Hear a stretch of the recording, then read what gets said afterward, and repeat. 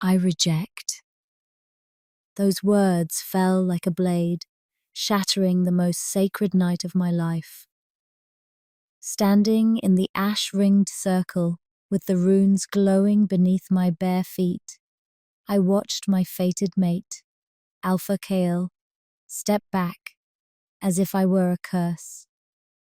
For one fragile heartbeat, I believed the stories, that fate was kind, and the moon did not make mistakes. I was wrong. The pain didn't just break my heart, it tore through me, sharp and blinding, as our bond collapsed into a burning scar. To my pack, I was just an omega of no consequence, useful for labor, but a liability as a lunar. Kael thought rejecting me would protect his throne.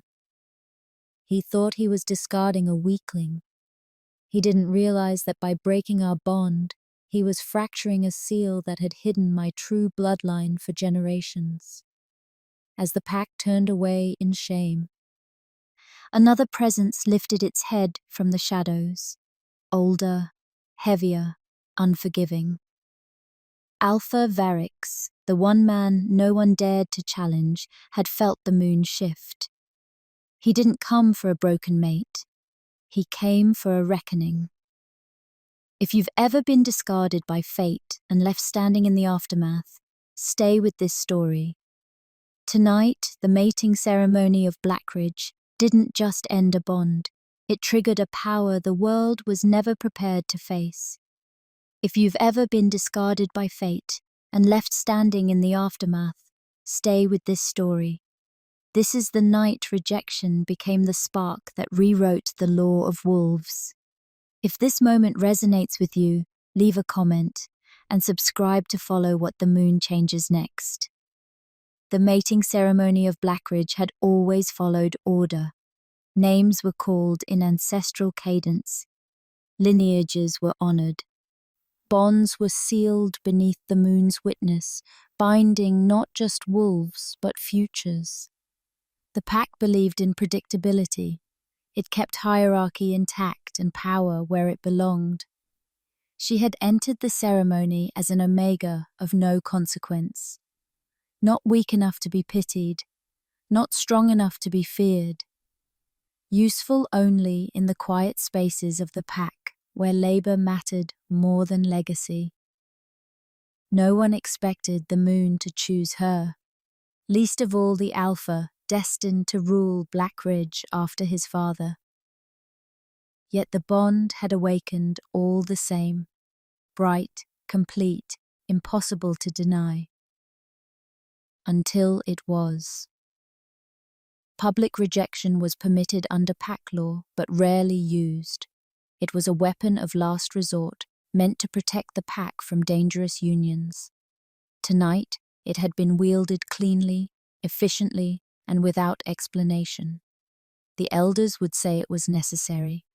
The Alpha would say it was for the good of the pack. The pack would whisper until the story twisted into something unrecognizable.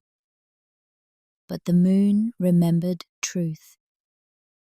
Rejection did not erase what had awakened. It displaced it. As she was escorted from the circle, her body burning with unspent resonance and unanswered power, something ancient stirred beneath her skin. Not the bond she had lost, but something older, something patient, something that did not answer to pack law. Beyond Blackridge's hierarchy, beyond the council's reach, stood an Alpha who had refused to kneel to tradition or territory. An Alpha bound not by politics, but by sovereignty and moon law older than the runes carved into the stone. He had felt her fracture the moment Kale stepped back, and in that fracture, destiny had shifted. This is not the story of a rejected Omega. It is the story of what happens when rejection awakens a power the world was never prepared to face. They did not rush her from the circle. That, more than the rejection itself, told her how thoroughly she had been dismissed. The ash ring still smoked faintly beneath the moonlight, runes pulsing in confused intervals as if searching for an answer that no longer existed.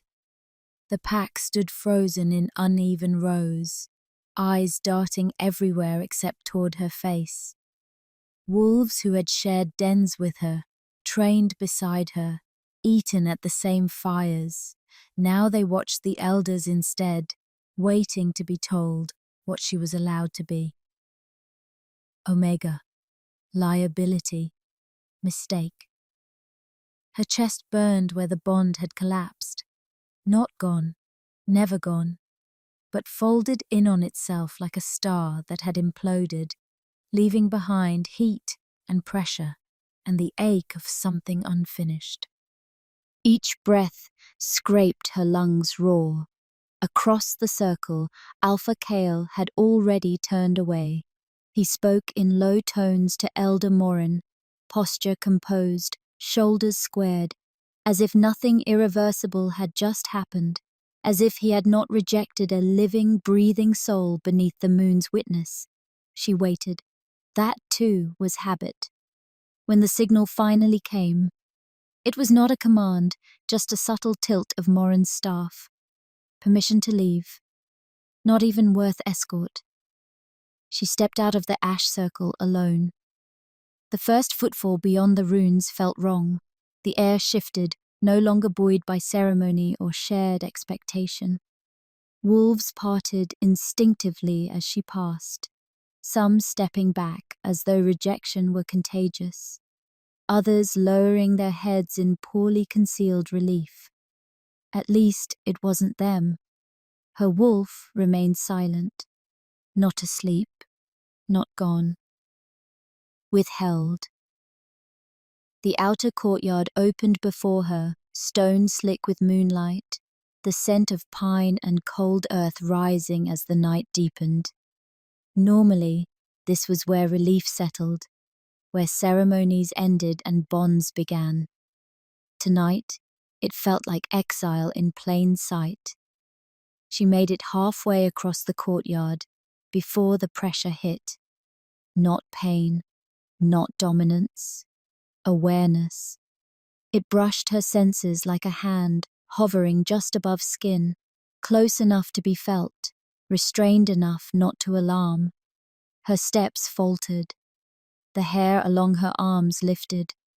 She turned. At the far edge of the Alpha platform, half shadowed by standing stones older than Blackridge itself, stood a man she did not recognize, and somehow had always known not to look for. He was not marked by sigil or pack colors. No guards flanked him. No one stood close. Space itself seemed to give way around him, as though the world had learned where not to press. When his gaze met hers, something in her chest answered. Not the broken bond, something deeper, older. Her wolf stirred for the first time since the rejection, not with grief, but alertness. Attention sharpened, ears pricked, waiting. The moment broke when Elder Morin's voice cut through the air. Do not leave the territory. She turned back, jaw tight. Why? Morin approached with measured steps, his silver beard catching the moonlight. He did not look unkind. That almost made it worse. Because tonight has unsettled more than one law, he said, and because you are now a variable. The word landed like a verdict. I didn't choose this, she said. No, Morin agreed. His gaze flicked briefly, toward the shadowed Alpha platform. But choice is rarely the deciding factor. Her stomach tightened. What happens now? Morin hesitated, just long enough to be honest. Now we decide whether you are dangerous. She laughed once, breathless and sharp.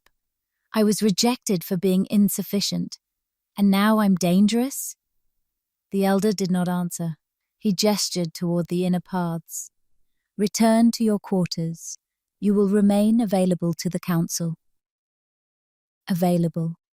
She walked away before her hands could shake. The pack housing loomed ahead. Lights dimmed as wolves retreated into private spaces, doors closing softly behind her. Every step felt heavier, gravity pulling her down into a role she had never wanted but had always worn. Inside her quarters, the silence pressed in. She sank onto the edge of her bed, fingers curling into the rough blanket as another wave of aftershock rolled through her. Heat, ache, the echo of a heartbeat that was no longer there. Her wolf shifted restlessly, wounded pride mixing with something unfamiliar. Anger. She pressed her palm to her chest, breathing through it, grounding herself in sensation. Stone walls, cold floor, her own pulse.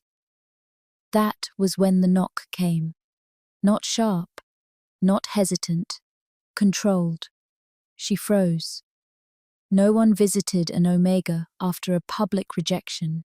To do so was to invite speculation, or worse, involvement. The knock came again.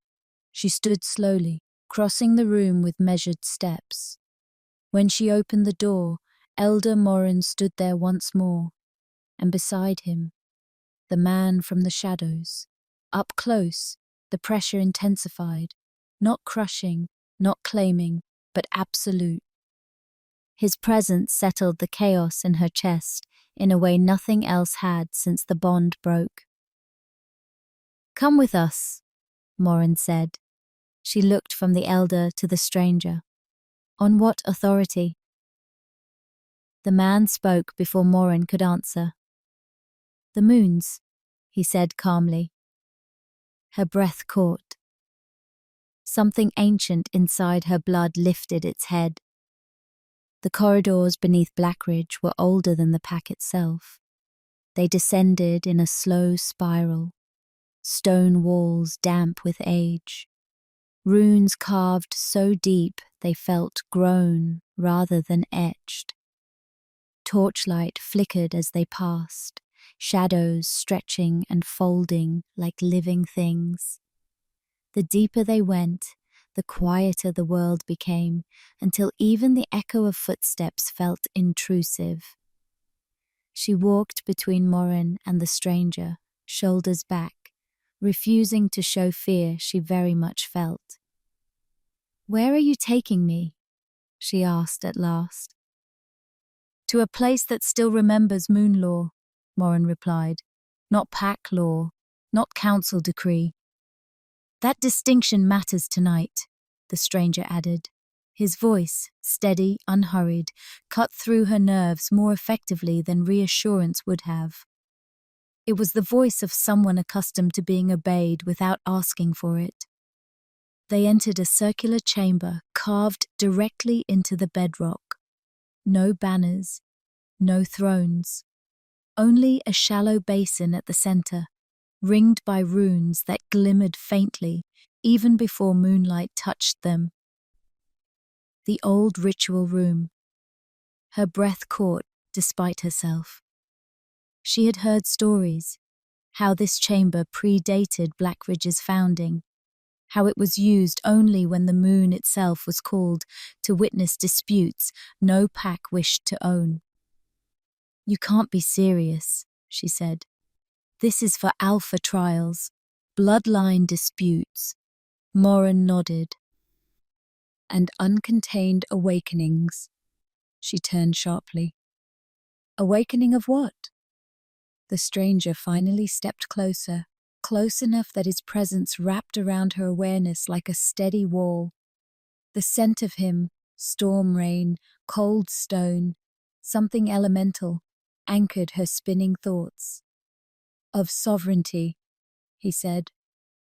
The word landed heavy. Before she could respond, moonlight poured down through the opening above, silver and thick, bathing the chamber in an otherworldly glow. The runes flared instantly, responding to her presence with a sharp hum that vibrated through her bones. She staggered. The stranger's hand closed around her forearm, grounding her before she could fall. Heat bled through the contact, calm and deliberate. Her wolf surged forward in response. Not submissive, not frantic, attentive. Recognition brushed the edges of her mind. Not bonding, alignment. "What's happening to me?" she whispered. Morin's voice sounded distant. The rejection fractured a seal. Her head snapped up. "A seal?" The stranger met her gaze evenly. "Your bloodline learned long ago how to hide itself, to survive." Images flickered behind her eyes, wolves running beneath red moons, ancient pacts written in sacrifice, power folded inward and bound by ritual and oath. She gasped as sensation flooded her senses. Sound sharpened, scent deepened, awareness stretching outward until the chamber felt too small. "This isn't possible," she said, breath coming fast. "I'm an Omega." "That is a role," the stranger replied, "not a law of nature." The runes flared brighter. Pain lanced through her chest, not the tearing agony of rejection, but pressure, like something unfolding too quickly. Her knees buckled. The stranger caught her fully this time, steadying her with both hands. "Breathe," he instructed quietly. "Slow. With me." She obeyed without thinking. In, out. Her heartbeat slowed, then matched his. The chamber stilled. Morin stared openly now. "The resonance is mutual," the stranger finished. Her eyes flew to his. "Who are you?" He held her gaze, unflinching. "Varix."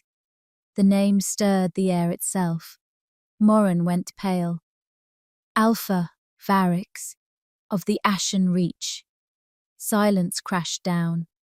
Even she had heard of him, the Alpha who refused council authority, whose territory answered to no pack, whose rule was enforced not by dominance, but by inevitability. The Alpha no one dared challenge. Varix turned his attention fully to her once more. "You were rejected because your bond was never meant to be simple," he said. "And because Blackridge fears what it cannot rank." Her chest tightened. "Then why are you here?" "Because the moon does not make mistakes," he said quietly. "And because what awakened in you answers to mine." The runes pulsed once, hard, decisive. Deep inside her, something ancient and patient stirred and answered. The chamber did not erupt. It listened. Moonlight thickened into something almost tangible, pooling around the basin and creeping outward in slow, deliberate waves. The runes no longer flared erratically. They aligned, one after another, as if responding to a command that had been waiting centuries to be heard. She swayed, breath shallow, senses stretched too wide. Sound arrived before sight. She could hear the distant heartbeat of Blackridge above them, the slow rhythm of the land itself, the steady pulse of wolves sleeping, waking, pacing. Beneath it all ran another current, deep, measured, inexorable. Sovereignty. Varix's hands loosened on her arms, but did not leave. He was not holding her upright now. He was anchoring her to the present, to herself. His restraint mattered. Power like his could have overwhelmed her without effort.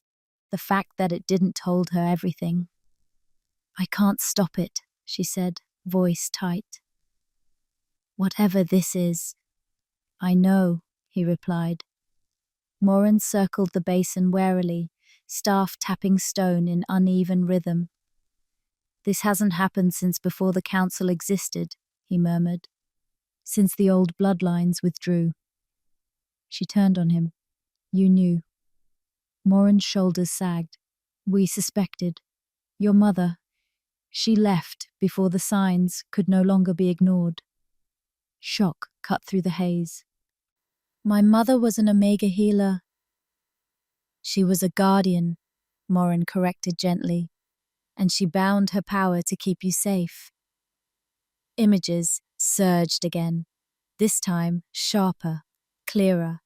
A woman kneeling beneath moonlight, carving runes into her own skin, blood on stone. A vow whispered into the dark. Not yet. Let her choose. Tears stung her eyes. So, Kael was never your true test, Varix finished. He was a catalyst. The truth settled heavily in her chest. The rejection hadn't destroyed her future. It had stripped away a restraint she'd never known was there. The chamber shuddered as another wave of power rolled outward.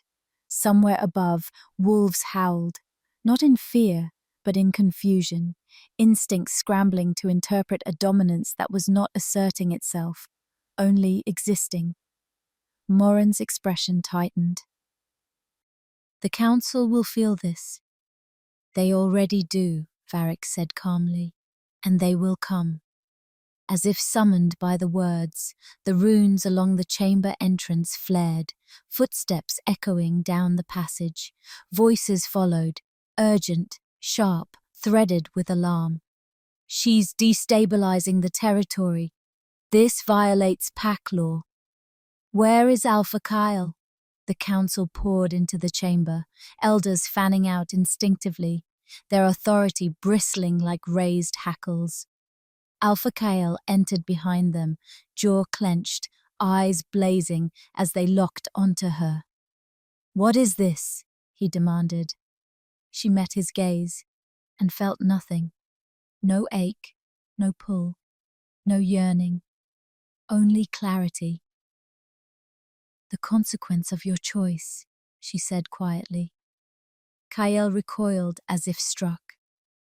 You were never meant for this, he snapped, gesturing at the glowing runes, the charged air. You're an Omega.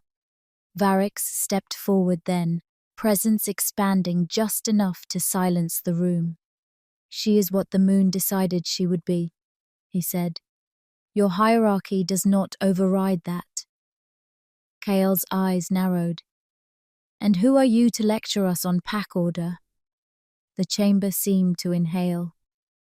Varix did not raise his voice. He did not bare his teeth.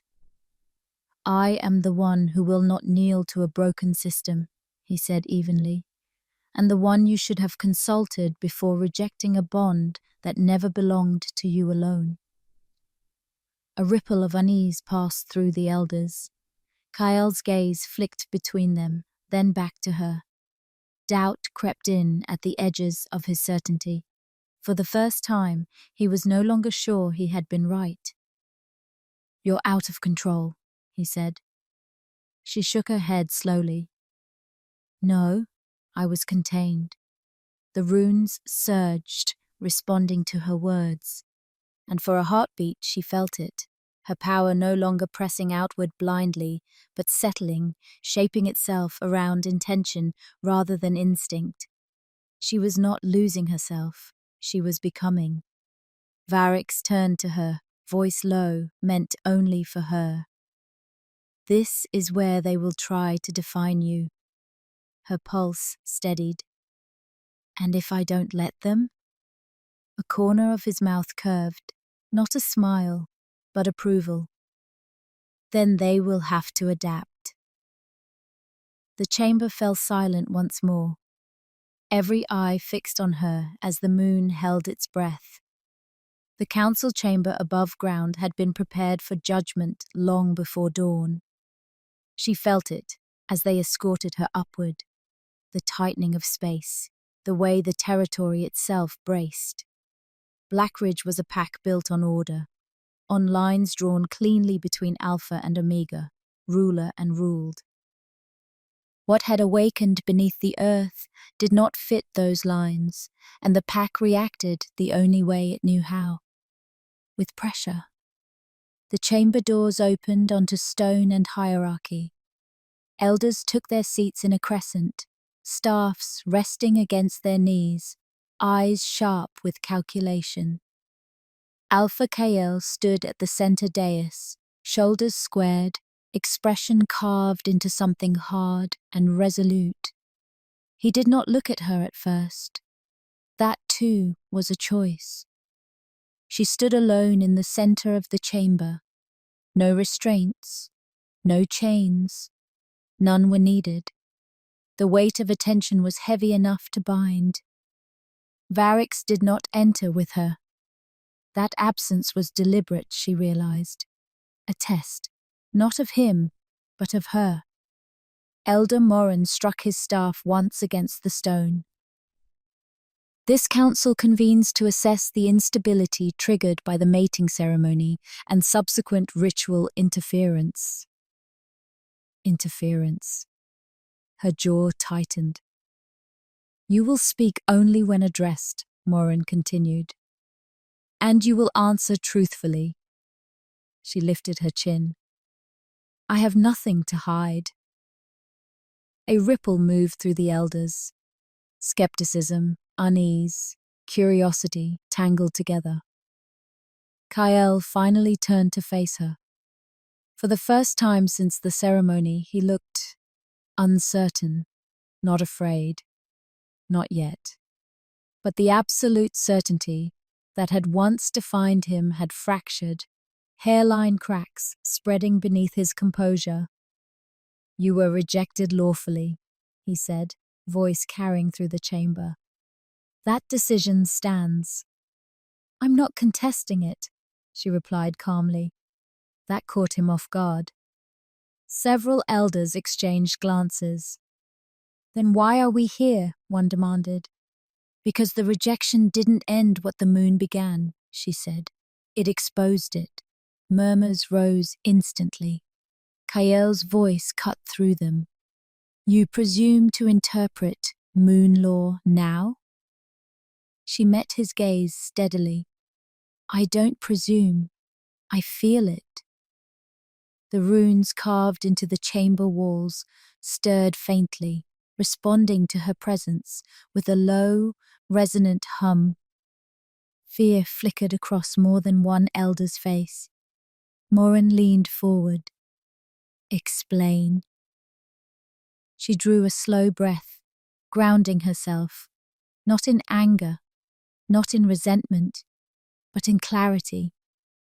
The power within her answered that intention, settling rather than surging. My bloodline was sealed generations ago, she said. Not erased, bound. The rejection fractured that seal. Kael scoffed. Convenient. Truth doesn't require your approval, she replied evenly. His jaw clenched. You were an Omega yesterday. I was contained yesterday. Silence slammed down. Kael took a step forward, voice dropping. Do you know what you're risking? Packs are built on stability, on obedience, on clear chains of command. Her wolf stirred, not in challenge, but in recognition of a deeper law. I know exactly what I'm risking, she said, because I lived beneath it. A tremor ran through the chamber, not physical, but instinctive. Wolves shifted uneasily, sensing something they did not yet understand. Morin glanced toward the entrance. Where is Alpha Varix? As if summoned by the question, the doors opened. Varix entered without ceremony, presence rolling through the chamber like a tide. Conversations died mid-breath. Several elders rose instinctively before remembering themselves. He took a position at the edge of the circle, not beside her, not opposite Kael, apart, a sovereign standing outside their lines. "You are not invited," Kael snapped. Varix's gaze slid to him, cool and assessing. "Then you should not have invoked moon law." Kael bristled.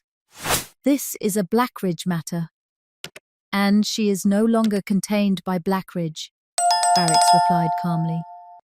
The elders erupted at once. "This is an overreach. You cannot simply claim authority. She hasn't been claimed at all." Varix raised one hand. The room stilled. "I have not claimed her," he said. "And that is precisely why you are unsettled." He turned his attention to her then, not possessive, not commanding, present. "You are being asked to define yourself by a system that broke you," he said. "You do not owe them that." Kael's eyes burned. "You're undermining pack law." "No," Varix said evenly. "I'm revealing its limits." The pressure in the chamber thickened as something in her blood responded, not flaring, not lashing out, but aligning.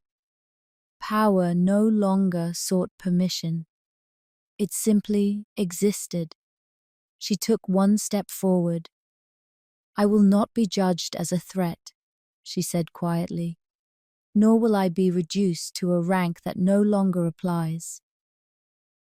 Kael stared at her, disbelief giving way to something sharper. "You think this makes you equal to an alpha?" She shook her head slowly. "No." The runes brightened. "It makes your hierarchy incomplete." The words settled like a verdict. Outside, thunder rolled, not loud, not violent, but deep and sustained. The moon was listening. The thunder did not fade. It rolled again, deeper this time, vibrating through stone and bone, a reminder that the moon's patience was not infinite. The council chamber felt suddenly smaller, its carefully measured hierarchy strained by a force that did not recognize titles or precedent. Elder Morin was the first to break the silence. "This council exists to preserve the pack," he said, voice controlled but tight. "Not to indulge anomalies." Her gaze snapped to him. "You call me an anomaly because I don't fit your expectations." Morin did not deny it, because expectations are how order survives.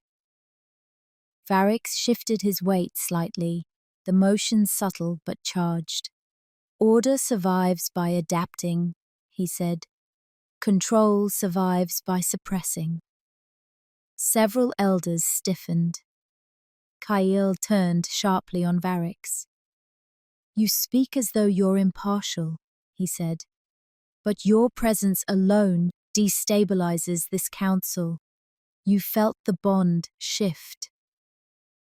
"You came because you wanted her." The accusation rang loud in the chamber. She felt Kael's words like a hook, meant to drag her back into a narrative where she was something to be wanted or discarded. Her wolf bristled, not in fear, but in refusal. Varix's gaze remained steady. "I came because the moon called," he said. "What I want has nothing to do with ownership." Kael scoffed. "That's a convenient distinction." "Only to those who confuse power with possession," Varix replied. The words landed hard. Kael turned back to her, frustration bleeding through his control. "You think this awakening absolves you of consequence?" he demanded. "Do you understand what you're doing to the pack? Wolves are restless, lines are blurring, you're destabilizing the very foundation you lived under." She took a slow breath, grounding herself as the pressure in the room pulsed in response. The power inside her did not lash out. It listened. It waited. "I didn't destabilize Blackridge," she said quietly. "I revealed what was already fractured." Kale's jaw tightened. "We gave you a place." "You gave me a cage," she replied, her voice steady, "and called it safety." A murmur rippled through the chamber, uncomfortable, uncertain. One of the younger elders leaned forward. "If what you claim is true," he said cautiously, "then what are you proposing?" All eyes turned to her. For the first time since the ceremony, she felt the full weight of choice settle onto her shoulders. Not rejection, not reaction, direction. "I'm proposing that you stop pretending this is about me alone," she said. "This isn't just an awakening, it's a reckoning." Kael laughed sharply. Dramatic words from someone who couldn't hold a bond. The insult struck, then slid off. She met his gaze without flinching. "I held it," she said. "You dropped it." The chamber went dead silent. Kael froze, the truth landing too cleanly to deflect. For the first time, doubt cracked fully through his certainty. He looked away, just briefly, but the damage was done. Outside, wolves howled again, not in confusion now, but in agitation. The pack felt the shift even if they didn't understand it. Morin rose slowly from his seat. "If we accept your claim," he said carefully, "then Blackridge stands on the edge of collapse." "No," Varric said. "It stands on the edge of evolution." Morin's eyes flicked to him. Easy words from someone who doesn't answer to our laws. Varric inclined his head. "That is precisely why you should listen." She stepped forward then, power settling around her like a mantle she had finally learned to wear. "I am not asking to rule Blackridge," she said. "And I am not asking forgiveness for what I am. I am asking you to recognize a truth you've avoided for generations." Kyle's voice came out rough. "And if we refuse?" Her gaze did not waver. "Then the moon will make the decision for you." As if summoned, moonlight spilled through the high windows, silver and unyielding, bathing the chamber in stark clarity. The runes along the walls flared brighter than they ever had under council decree. Several elders gasped. Morin closed his eyes briefly, as though bracing himself. When he opened them, his voice was quieter. "There is precedent," he admitted. "Old law, rarely invoked." Kael spun on him. "You can't be serious." Morin met his gaze steadily. "Sovereign alignment," he said. "A status outside pack hierarchy. Neither Alpha nor Omega. Answerable only to moon law." Shock rippled through the room. Kael stared at her, disbelief and something dangerously close to fear warring on his face. "You would tear yourself out of the pack entirely?" She shook her head. "I would stand beside it, not beneath it." The distinction mattered. Varric watched her now with undisguised focus, something like approval flickering through his eyes. Morin exhaled slowly. "If this path is taken," he said, "it cannot be undone." She did not hesitate. Neither can rejection. The thunder rolled one final time, close enough to rattle stone. The moon was no longer waiting. The council chamber felt like it was holding its breath. Moonlight spilled through the high windows in steady sheets, no longer flickering or flaring but settling, as if the sky itself had chosen a side. The runes along the walls hummed in a low, unified resonance that vibrated through the soles of her feet and into her bones. Sovereign alignment. The words echoed in her mind, heavy with consequence. Kael broke first. "You can't allow this," he said sharply, turning on Morin. This isn't law. It's myth. A relic from a time when packs tore themselves apart in power struggles. Morin's gaze remained fixed on the runes. Those struggles happened because power was denied its proper shape.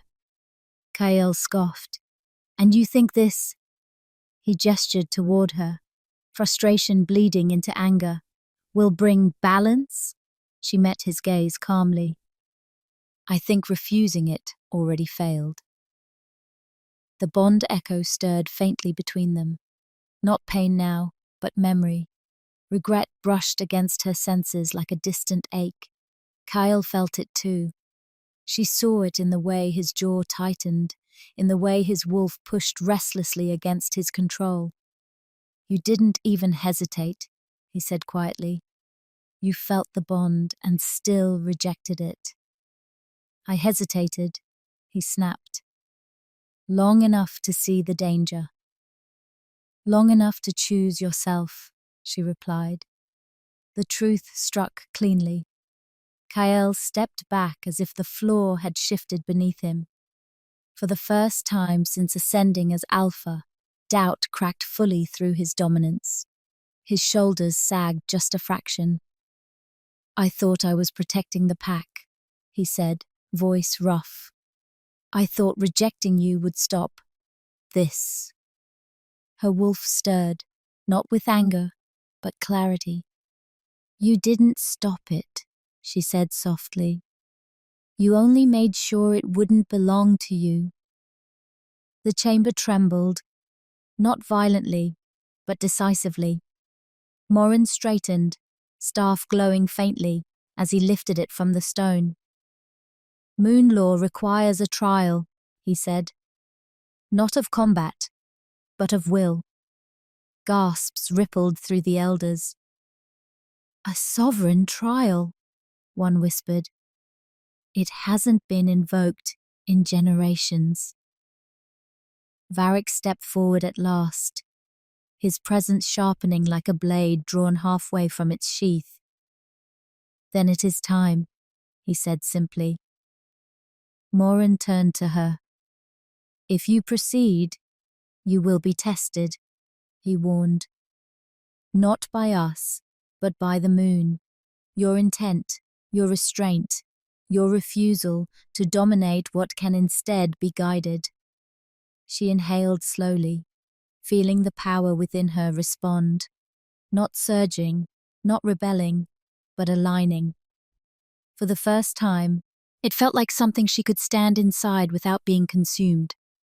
I accept, she said. The runes flared. Moonlight poured down in a concentrated column, enveloping her in silver brilliance. Heat washed over her skin, not burning, but illuminating. Images flooded her senses, wolves bowing not in submission but recognition, packs standing shoulder to shoulder without hierarchy, enforced by fear, power shared instead of hoarded. And beneath it all, a question, wordless, absolute.